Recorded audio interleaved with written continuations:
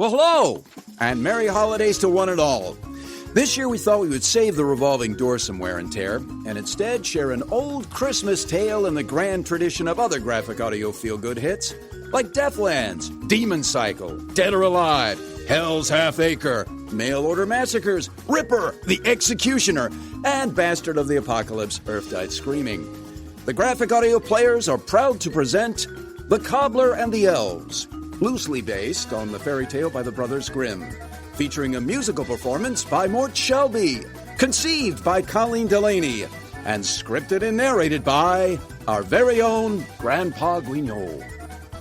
Hello, kiddies.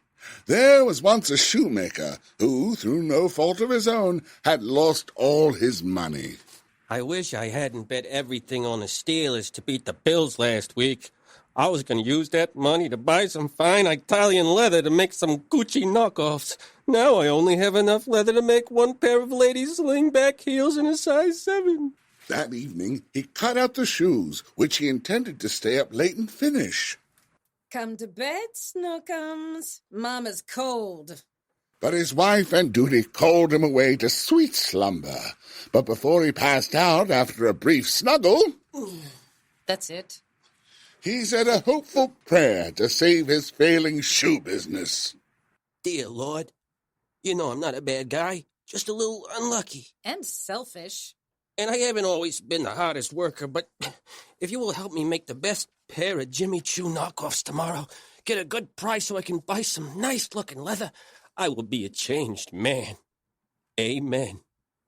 And please let the Steelers cover the spread against the Jets. So, with a clearish conscience, he lay down quietly and fell asleep. In the morning, the shoemaker awoke. Having spent a good 20 minutes in the bathroom checking his social media account, Instagram and Snapchat only, he entered his workshop and found a pair of wonderful shoes standing finished on his workbench. He was amazed. I'm amazed. He took the shoes in his hands to examine them more closely. They were so neatly sewn that not a stitch was out of place. What fine craftsmanship.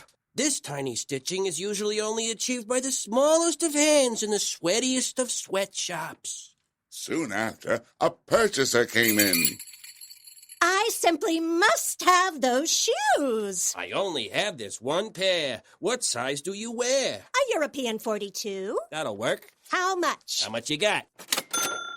And so the shoemaker was able to buy leather for 2 pairs of shoes with the exorbitant amount the rather large-footed lady had handed over for the magical Jimmy Choo knockoffs. Your bookie called. He's gonna break your legs if you don't pay up. Come on, baby Papa needs a new pair of shoes. He cut out the patterns for them in the evening, and the next day, with fresh courage, was about to go to work. But he had no need to, for when he got up, the shoes were finished, and buyers were not lacking. These gave him so much money that he was able to buy leather for 4 pairs of shoes. Early next morning, he found the 4 pairs finished, and so it went on. What he cut out at evening was finished in the morning, and he was finally able to pay off his friendly neighborhood bookie. We're square, shoemaker. You sure you don't want to bet no more? I'm not betting on any more football games. I'm putting all my money into safe investments, like spinning wheels that spin gold, and geese that lay golden eggs, and houses made of straw and sticks.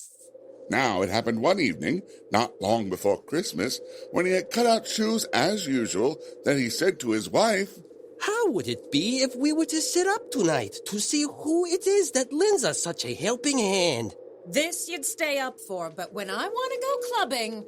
And they hid themselves in the corner of the room behind the clothes which were hanging there. At midnight came 2 little naked men. Hear about this. I swear to the Almighty, this is from the Brothers Grimm. I am not making this part up.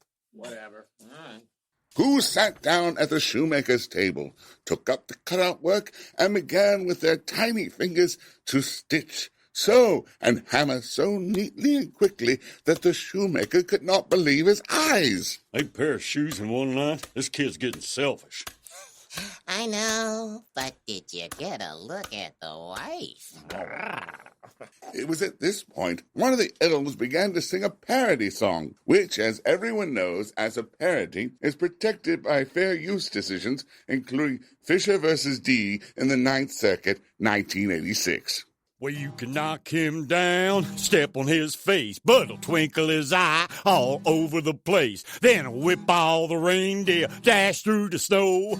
Here comes Santa Claus, ho, ho, ho. Don't you step on his fur-lined boots. Yeah, you can do anything, Bailey, off of his fur-lined boots. You can steal all his toys, set fire to his sled, pop him with a snowball upside his head, drink all the milk, scoff the cookies yourself. You can even make out with the elf on the shelf. Now don't you step on his fur-lined boots. Yeah, you can do anything but lay off of his fur-lined boots. Oh, and it's a fur-lined boots, baby. A fur-lined boots, baby. Fur-lined boots, baby. Fur-lined boots. You can do anything but lay off of my fur-lined boots. Thank you. Thank you very much. They didn't stop till everything was quite finished and stood complete on the table, and then they ran swiftly away, buck-ass naked. The little men have made us rich, and we ought to show our gratitude. They run about with nothing on and must freeze with cold. Now I will make them little shirts, coats, pants, and maybe something in a little tracksuit for when they just want to Netflix and chill. And you shall make them each a pair of shoes. I'm thinking some nice Air Jordan knockoffs. The husband agreed. I agree. And at evening, when they had everything ready, they laid out the presents on the table and hid themselves to see how the little men would behave. At midnight, they came skipping in and were about to set to work, but instead of the leather ready cut out, they found the charming little clothes. Check out these dope new threads. Damn, I make his stuff look good. Come on, let's get out of here and hit the club.